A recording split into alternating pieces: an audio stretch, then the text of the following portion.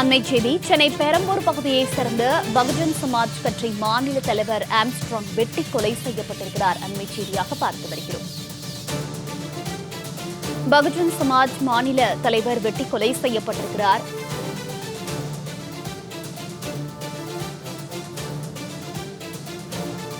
சென்னை பெரம்பூரில் பகுஜன் சமாஜ் கட்சியின் மாநில தலைவர் ஆம்ஸ்ட்ராங் வெட்டி கொலை செய்யப்பட்டிருக்கிறார். அண்மை செய்தியாக பார்த்து வருகிறோம். விவரங்களோடு செய்தியாளர் முரளி இணைப்பில் இருக்கிறார். முரளி, வணக்கம். பகுஜன் சமாஜ் கட்சியினுடைய மாநில தலைவர் சென்னை பெரம்பூர் பகுதியில் வெட்டி கொலை செய்யப்பட்டிருக்கிறார். இந்த கொலையில தொடர்புடையவர்கள் யார் என்று போலீசார் அடையாளம் கண்டிருக்கிறார்களா? இந்த சம்பவம் தொடர்பான முழு விவரங்கள். வணக்கம். தமிழ்நாடு பகுஜன் சமாஜ் கட்சியின் மாநில தலைவர் ஆம்ஸ்ட்ராங் இன்று மாலை சரியாக 7 மணி அளவில் மர்ம நபர்கள் 6 பேர் வெட்டி படுகொலை செய்திருக்கிறார்கள். சென்னை பெரம்பூர் பகுதியை சேர்ந்தவர் ஆம்ஸ்ட்ராங். இவர் பகுஜன் சமாஜ் கட்சியுடைய தமிழ்நாடு மாநில தலைவராக பொறுப்பு வகித்து வருகிறார். ஏற்கனவே திமுகவிலும் அதே போன்று பல்வேறு கட்சிகளில் இருந்த ஆம்ஸ்ட்ராங் கடந்த சில வருடங்களுக்கு முன்புதான் பகுஜன் சமாஜ் கட்சியுடைய தமிழ்நாடு மாநில தலைவராக பொறுப்பில் ஏற்று வந்திருக்கிறார். இந்த நிலையில் ஏற்கனவே இந்த முன்விரோதம் காரணமாக பல நபர்கள் அவரை கொலை செய்ய திட்டம் தீட்டியிருப்பதாக காவல்துறை தரப்பில் தகவல் தெரிவிக்கப்பட்டிருக்கிறது. மேலும் 6 பேர் கொண்ட மர்ம நபர்கள் இருசக்கர வாகனத்தில் ஆம்ஸ்ட்ராங் இருக்கக்கூடிய பெரம்பூர் பகுதியில் அவருடைய வீட்டு வாசலிலேயே ஓட வெட்டி கொலை செய்திருக்கிறார்கள். இந்த கொலை சம்பவம் தொடர்பாக செம்பியம் போலீசார் உடனடியாக அவர் உடலை கைப்பற்றி அப்போலோ மருத்துவமனைக்கு அழைத்து சென்றிருக்கிறார்கள். அங்கு சிகிச்சை பலனின்றி அவர் உயிரிழந்திருக்கிறார். இந்த நிலையில் அவரை வெட்டிய நபர்கள் தொடர்பாக அங்கு இருக்கக்கூடிய சிசிடிவி காட்சிகளை போலீசார் கைப்பற்றியிருக்கிறார்கள். மேலும் இந்த முன்விரோதம் காரணமாக இந்த கொலை சம்பவம் நடைபெற்றதாக முதல் கட்ட தகவலில் தெரிய வந்திருக்கிறது. இந்த கொலை சம்பவம் தொடர்பாக அந்த 6 நபர்களை போலீசார் தீவிரமாக தேடி வருகிறார்கள். இந்த நிலையில் அந்த பகுதி முழுவதுமாக போலீசார் தற்பொழுது குவிக்கப்பட்டிருக்கிறார்கள். மேலும் வெட்டி படுகொலை செய்யப்பட்ட அவருடைய உடலானது தற்பொழுது அப்போலோ மருத்துவமனையில் சேர்க்கப்பட்டிருக்கிறது. உடற்கூறாய்வு முடிந்த பிறகுதான் அவருடைய உறவினரிடம் ஒப்படைக்க இருப்பதாகவும் மருத்துவமனை தரப்பில் தெரிவிக்கப்பட்டிருக்கிறது. இந்த நிலையில் அந்த பகுதி முழுவதுமாக போலீசார் தீவிரமாக பாதுகாப்பு பணியில் ஈடுபட்டிருப்பதாகவும் காவல்துறை தரப்பிலிருந்து தகவல்கள் தெரிவிக்கப்பட்டிருக்கிறது.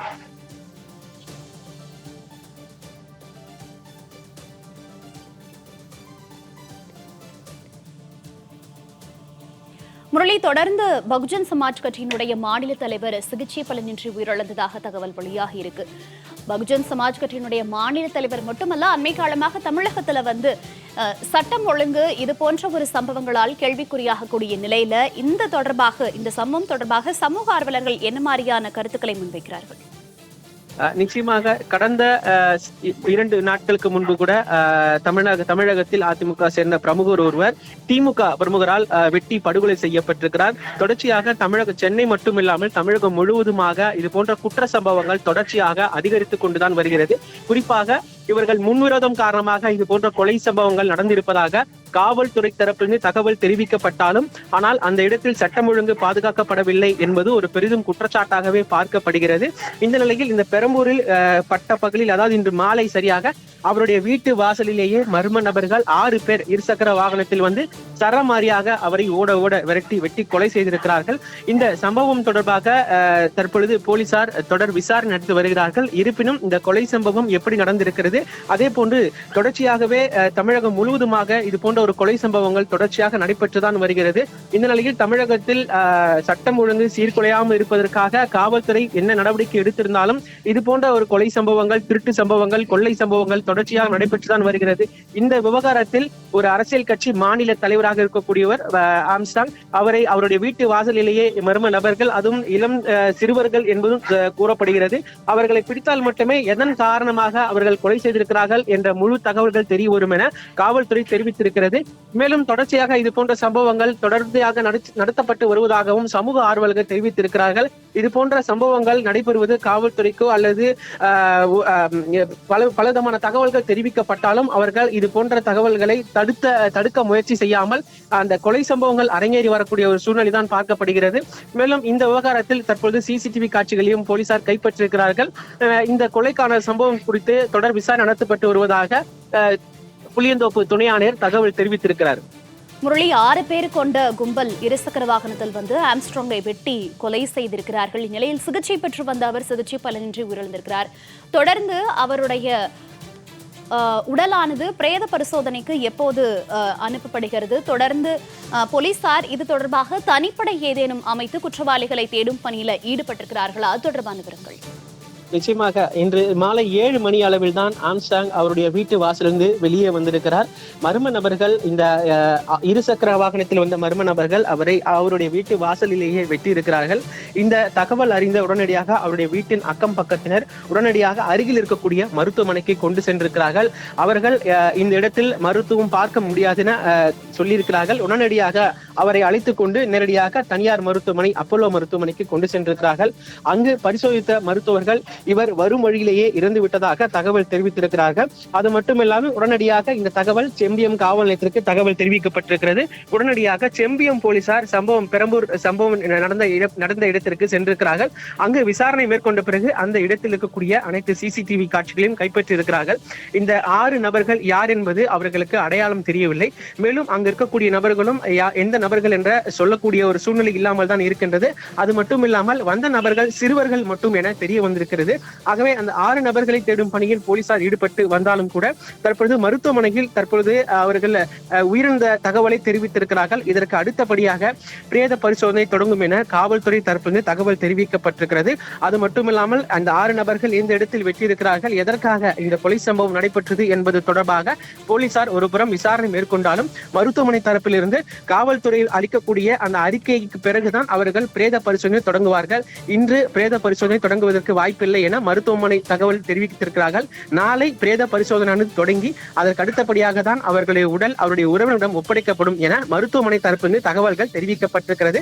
இதனை அடுத்து குற்றவாளிகளை அவர்கள் பிடிப்பார்களா அல்லது இதே போன்றுதான் தொடர்ச்சியாக தமிழகத்தில் குற்ற சம்பவங்கள் அதிகரிக்குமா என்ற பல்வேறு விஷயங்களில் இந்த பகுதி மக்களும் ஒரு அதிர்ச்சியில் ஈடுபட்டிருக்கிறார்கள்.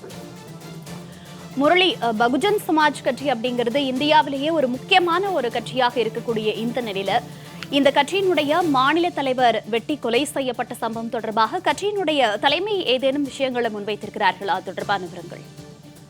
நிச்சயமாக, அதாவது தேசிய அளவில் பகுஜன் சமாஜ் கட்சியானது இருந்து வருகிறது. அதனுடைய தலைவராக மாயாவதி இருக்கிறார். இந்த தகவல் தற்போதுதான் அவருக்கு கிடைத்திருப்பதாக கட்சி தரப்பிலிருந்து தகவல்கள் தெரிவிக்கப்பட்டிருக்கிறது. தமிழ்நாட்டில் பொறுத்தவரை பகுஜன் சமாஜ் கட்சியுடைய மாநில தலைவராக ஆம்ஸ்டாங் கடந்த சில ஆண்டுகளுக்கு முன்புதான் பொறுப்பேற்று இங்கு அவருக்குன்னு ஒரு தனி பட்டாளம் அமைத்துக் கொண்டு ஏற்கனவே பகுஜன் சமாஜ் கட்சியில் இருந்த ஆம்ஸ்டாங் திமுகவில் இருந்திருக்கிறார். பல கட்சியில் மாறி பிறகுதான் பகுஜன் சமாஜ் கட்சியுடைய தமிழகத்துடைய மாநில தலைவராக பொறுப்பேற்கிறார். இங்க இருக்கக்கூடிய நிகழ்ச்சிகள் அது அனைத்திலும் கலந்து கொள்வது என்று இந்த பகுதியில் இருக்கக்கூடிய மக்களை மட்டும் பார்ப்பது மட்டும் அவருடைய வேலையாக இருந்து வந்தது. இந்த நிலையில் திமுகவில் இருந்த பொழுது யாரனும் இவர் பகைத்துக் கொண்டாரா என்ற பல்வேறு கோணங்களில் போலீசார் விசாரணை நடத்தி வருகிறார்கள். அதன் அடிப்படையில் தான் இந்த கொலை நடந்திருக்கலாம் எனவும் போலீசார் சந்தேகிக்கிறார்கள். இந்த நிலையில் இந்த விசாரணையானது அந்த 6 நபர்களை போலீசார் பிடித்தால் மட்டுமே எதற்காக இந்த கொலை நடைபெற்றது, அதே போன்று இந்த கொலை சம்பவம் தொடர்பாக தேசிய அளவில் அவர்களுக்கு தகவலும் தெரிவிக்கப்பட்டிருக்கிறது. இதற்கு அடுத்தபடியாக இது போன்ற தொடர்ச்சியாக அரசியல் பிரமுகர்கள் கொலை செய்யப்படுவது தமிழகத்தில் அதிகரித்து வருகிறது. மேலும் சட்டம் ஒழுங்கு தமிழகத்தில் சீர்குலைந்து வரக்கூடிய ஒரு காட்சி நாம் பார்க்க முடிகிறது. இதனை அடுத்து இந்த கொலை சம்பவம் தொடர்பாக குற்றவாளிகளை பிடித்த பிறகு எதன் அடிப்படையில் இந்த கொலை சம்பவம் நடைபெற்றது என்ற முழு தகவல்கள் தெரிய வரும் என காவல்துறை தரப்பிலிருந்து தகவல்கள் தெரிவிக்கப்பட்டிருக்கிறது. முரளி, அவருடைய வீட்டின் முன்பாகவே 6 பேர் கொண்ட கும்பலால் அவர் வெட்டி படுகொலை செய்யப்பட்டார் என்ற தகவல் வெளியான நிலையில அதுல சிறார்களும் அடங்குவார்கள் என்று கூறப்படுகிறது. நிலையில போலீசார் வந்து அந்த தகவலை உறுதிப்படுத்தியிருக்கிறார்களா? தொடர்ந்து தமிழகத்துல பெரும்பாலும் குற்ற சம்பவங்கள்ல சிறார்கள் தொடர்ந்து ஈடுபடக்கூடிய ஒரு நிலை ஏற்பட்டிருக்கு. தொடர்பாக அரசுக்கு ஏதேனும் அழுத்தங்கள் கொடுக்கப்பட்டிருக்குதா? விவரங்கள். நிச்சயமாக, அதாவது கொள்ளை சம்பவம் பொறுத்தவரை தமிழகத்தில் தற்பொழுது சிறுவர்கள் அதிகமாக ஈடுபடுத்தப்பட்டு வருகிறார்கள். அதாவது கஞ்சா போன்ற போதைகளில் அவர்கள் மது மற்றும் கஞ்சா போன்ற போதைகளில் அவர்கள் அருந்திவிட்டு என்ன செய்வது என்று தெரியாமல் இது போன்ற கொலை சம்பவங்கள், அதே போன்று கொள்ளை சம்பவங்கள், இது போன்ற சம்பவங்களில் தொடர்ச்சியாக சிறார்கள் ஈடுபட்டு வருகிறார்கள். என்ன காரணம் என்றால், சிறார்கள் இது போன்ற ஒரு கொலை சம்பவங்களில் ஈடுபட்டால் அவர்களை சிறுவர் சீர்திருத்த பள்ளியில் கொண்டு சேர்வது வழக்கம். அதன் அடிப்படையில் அவர்கள் உடனடியாக வெளியே வந்துவிடலாம் என்ற அடிப்படையிலும் அவர்களுக்கு ஒரு ஆசை தூண்டப்படுகிறது.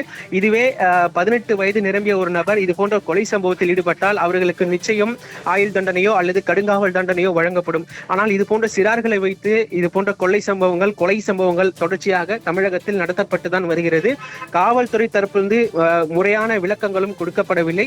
ஆனால் சட்டம் ஒழுங்கு தமிழகத்தில் சீர்குலைந்து வருவதை இது அண்மையில் பார்த்து கொண்டிருக்கிறோம். கடந்த 2 நாட்களுக்கு முன்னதாக கூட அதிமுக சார்ந்த நபர் ஒருவர், திமுக சார்ந்த நபர் 10 பேர் கொண்ட கும்பல் அவரை கொலை செய்திருக்கிறார்கள்.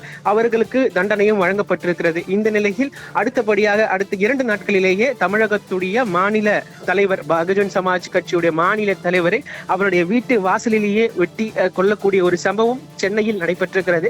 இந்த சம்பவம் பெரிதும் பரபரப்பை இந்த பெரம்பூர் பகுதி முழுவதுமாக ஏற்படுத்தி இருக்கிறது. இதனை அடுத்து இந்த சம்பவம் அடுத்து அந்த பகுதி முழுவதுமாக போலீசார் குவிக்கப்பட்டிருக்கிறார்கள். இருப்பினும் இந்த சம்பவத்தில் யார் யாரெல்லாம் ஈடுபட்டிருக்கிறார்கள் என்பது தொடர்பாக இன்னும் போலீசார் உறுதிப்படுத்தவில்லை. அங்கு இருக்கக்கூடிய நபர்களிடம் விசாரித்த பொழுது 6 நபர்கள் சிறுவர்கள், அதாவது 18 வயதுக்குள்ளாகவும் அதே போன்று 18 வயதிற்கு மேலாகவும் இருப்பார்கள் மட்டும் அவர்கள் தெரிவித்திருக்கிறார்கள். மேலும் அந்த வந்த நபர்கள் இருசக்கர வாகனத்தில் வந்து இது போன்ற ஒரு செயலில் ஈடுபட்டது தெரிய வந்திருக்கிறது. இதனை அடுத்து குற்றவாளிகளை பிடித்தாலோ அல்லது அந்த குற்றவாளிகளே வேற நீதிமன்றத்திலோ காவல் நிலையத்திலோ சரணடைந்தால் மட்டும்தான் எதற்காக இந்த கொலை செய்தார்கள் என்ற முழு தகவல்கள் தெரிய வரும் என காவல்துறை தரப்பிலிருந்து தகவல்கள் தெரிவிக்கப்பட்டிருக்கிறது. இந்த நிலையில் அவர்கள் சரணடைந்தாலோ அல்லது போலீசார் பிடித்தால் மட்டும்தான் இந்த கொலை எதற்காக நடந்தது என்பது தெரிய வரும் என காவல்துறை தரப்பிலிருந்து தகவல்கள் தெரிவிக்கப்பட்டிருக்கிறது. முரளி, தொடர்ந்து இந்த சம்பவத்துல சிறார்கள் ஈடுபட்டதாக ஒரு தகவல் வெளியாகி இருக்கு. நிலையில இந்த 6 பேர் கொண்ட கும்பலை தொடர்ந்து போலீசார் தேடி வருவதாக தகவல் வெளியாகி இருக்கக்கூடிய நிலையில பெரம்பூர் பகுதியில ஒரு பதற்றமான ஒரு சூழல் காணப்படுகிறது. அந்த 6 பேர் கொண்ட கும்பல் ஏதேனும் சிசிடிவி காட்சியில பதிவாகி இருக்கிறார்களா? அது தொடர்பான விவரங்களை போலீசார் சேகரித்திருக்கிறார்களா? முதல் கட்ட தகவல் அறிக்கை எப்போது வெளியாகும்? நிச்சயமாக இந்த சம்பவம் நடந்தது சரியாக 7 மணிக்கு மேலாக நடைபெற்றிருக்கிறது. சம்பவம் நடைபெற்ற அடுத்த நிமிடமே, அதாவது ஆம்ஸ்ட்ராங்குடைய உறவினர்கள் மற்றும் அங்கு இருக்கக்கூடிய மக்கள் அவரை உடனடியாக மருத்துவமனைக்கு அழைத்து சென்றிருக்கிறார்கள். இதற்கு அடுத்தபடியாக தான் இந்த சம்பவம் நடைபெற்றது. காவல்துறைக்கு தகவல் தெரிவிக்கப்படுகிறது. காவல்துறை உடனடியாக சம்பவ இடத்திற்கு செல்வதற்கு முன்னதாகவே அவருடைய உடலை அருகில் இருக்கக்கூடிய தனியார் மருத்துவமனைக்கு எடுத்து சென்றிருக்கிறார்கள். அந்த இடத்தில் அவர்களுக்கு மருத்துவம் பார்க்க முடியாது என மருத்துவர்கள் தெரிவித்ததை அடுத்துதான் அப்பல்லோ மருத்துவமனைக்கு ஆம்ஸ்ட்ராங்கை அழைத்து செல்கிறார்கள். ஆனால் அவர் வரும் வழியிலேயே இறந்து விட்டதாக அப்பல்லோ மருத்துவமனை மருத்துவர்கள் தெரிவித்திருக்கிறார்கள். இதனை அடுத்து இந்த தகவல் தொடர்பாக பொறுமையாக தான் காவலர்கள் அந்த சம்பவம் நடந்த இடத்திற்கு சென்றிருக்கிறார்கள். அங்கு இருக்கக்கூடிய நபர்களிடம் விசாரணையும் நடத்தியிருக்கிறார்கள். முதற்கட்ட விசாரணையில் வந்த நபர்கள் சிறுவர்கள் உட்பட 6 நபர்கள் என தெரிய வந்திருக்கிறது. மேலும் அங்கு இருக்கக்கூடிய சிசிடிவி காட்சிகளை கைப்பற்றி வருகிறார்கள். ஒரு சில சிசிடிவி காட்சிகளில் சரியான முகம் தெரியவில்லை என காவல்துறை தரப்பிலிருந்து விளக்கம் கொடுக்கப்பட்டிருக்கிறது. அது மட்டும் இல்லாமல் குற்றவாளிகளை விரைவில் பிடித்து விடுவோம் என காவல்துறை தெரிவித்திருந்தாலும் தற்பொழுது நடக்கக்கூடிய சூழ்நிலையில் குற்றவாளிகள் நேரடியாக மற்ற காவல் நிலையத்தில் நேரடியாக சென்று சரணடைகிறார்கள். அதே போன்று மற்ற இடத்தில் நேரடியாக நீதிமன்றத்திலும் நேரடியாக அவர்கள் சரணடைகிறார்கள். ஆகவே அந்த சரணடையும் போது அவர்கள் கொடுக்கும் விளக்கம் எதற்காக இந்த கொலை நடைபெற்றது என்பது தொடர்பாக தான் இந்த வழக்கு முடிக்கப்படும். அதே போன்று இந்த வழக்குடைய முதல் தகவல் அறிக்கை அடுத்த கட்டமாக பதிவு செய்யப்படும் என காவல்துறை தெரிவித்திருக்கிறது. ஆகவே இந்த வழக்கின் தன்மை இன்று நாளை தான் முதல் தகவல் அறிக்கை பதிவுபடும் என காவல்துறை தரப்பிலிருந்து தெரிவிக்கப்பட்டிருக்கிறது.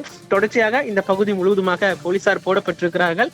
மேலும் தொடர் விசாரணை நடத்தப்பட்டு வருவதாகவும் காவல்துறை தரப்பிலிருந்து தகவல்கள் தெரிவிக்கப்பட்டிருக்கிறது. முரளி, வெட்டி கொலை செய்யப்பட்ட ஒருவர் பகுஜன் சமாஜ் கட்சியினுடைய மாநில தலைவராக இருக்கக்கூடிய ஒரு நிலையில அவருடைய ஆதரவாளர்கள் தற்போது அப்பல்லோ மருத்துவமனைக்கு வருகை தந்திருக்கிறார்களா? அவருடைய குடும்ப உறுப்பினர்கள் யாரேனும் அங்கு இருக்கிறார்களா? நிச்சயமாக பகுஜன் சமாஜ் கட்சியுடைய மாநில தலைவர் ஆம்ஸ்ட்ராங் கடந்த சில ஆண்டுகளுக்கு முன்புதான் அவருக்கு திருமணம் நடைபெற்றது. அவருடைய மனைவி மற்றும் அவருடைய உறவினர்கள் அவர்கள் மட்டும் அப்பல்லோ மருத்துவமனைக்கு தற்போது சென்று கொண்டிருப்பதாக கட்சி தரப்பிலிருந்து தகவல்கள் தெரிவிக்கப்பட்டிருக்கிறது. இந்த நிலையில் இந்த சம்பவம் நடைபெற்றது அவருடைய வீட்டு வாசல் அருகிலேயே நடைபெற்றிருக்கிறது. உடனடியாக அவர்களுக்கு தகவலும் தெரிவிக்கப்பட்டிருக்கிறது. அவருடைய உறவினர்களும் அதே போன்று கட்சியுடைய பொறுப்பில் இருக்கக்கூடிய நபர்கள் தான் அவரை உடனடியாக மருத்துவமனைக்கு அழைத்து சென்றிருக்கிறார்கள். மேலும் இந்த சம்பவம் நடைபெறும் பொழுது அவருடைய கட்சி சார்ந்த நபர்களோ அங்கு இருக்கக்கூடிய அவருடைய உறவினர்களோ யாரும் இல்லை என்பது மட்டும் தெரிய வந்திருக்கிறது. சரியாக நேரம் பார்த்து அவருடைய வெளியே வரக்கூடிய நேரத்தில் தான் இந்த 6 நபர்கள் நபர்கள் அவரை சரமாரியாக வெட்டிவிட்டு தப்பித்து சென்றிருக்கிறார்கள். இந்த தப்பித்து சென்றதை அடுத்தது அங்கு இருக்கக்கூடிய பொதுமக்கள் கொடுத்த தகவலின் அடிப்படையில் தான் அவருடைய உறவினர்கள் மற்றும் கட்சி சார்ந்த நபர்கள் அனைவரும் உடனடியாக அவர் உடலை எடுத்துக்கொண்டு மருத்துவமனைக்கு அழைத்து செல்கிறார்கள். ஆனால் அவருடைய சிகிச்சை பலனின்றி உயிரிழக்கிறார். அதாவது வறுமொழியிலேயே சிகிச்சை கொடுக்கிறதுக்கு முன்னதாகவே அவர் உயிரிழந்திருக்கிறார். இந்த தகவல் தமிழகம் முழுவதும் தற்பொழுது பரவ தொடங்கி இருக்கிறது. மேலும் தேசிய கட்சி என்ற காரணத்தினால் இந்த தகவல் தேசியம் முழுவதுமாக பரவும் எனவும் தெரிவிக்கப்பட்டிருக்கிறது. கட்சி சார்ந்த நபர்கள் தற்பொழுது மருத்துவமனை நோக்கி சென்றிருக்கிறார்கள். அது மட்டுமில்லாமல் அவருடைய உறவினர்களும் அவருடைய உடலை வாங்க மாட்டோம் எனவும் தெரிவித்திருக்கிறார்கள். அந்த 6 நபர்களை பிடித்தால் மட்டுமே அவருடைய உடலை வாங்கி கொண்டு செல்வோம் என காவல்துறை தரப்பு தகவல் தெரிவித்திருக்கிறார்கள். மேலும் இதுவரை முதல் தகவல் அறிக்கை பதிவு செய்யப்படவில்லை. அந்த 6 நபர்களை தெரிந்த பிறகு முதல் தகவல் அறிக்கை பதிவு செய்யப்படும் எனவும், அதே போன்று இன்று இரவு அல்லது நாளைக்குள் அவர்களை பிடிப்பதில் காவல்துறை முன்னதாக செயல்பட்டு வருகிறது.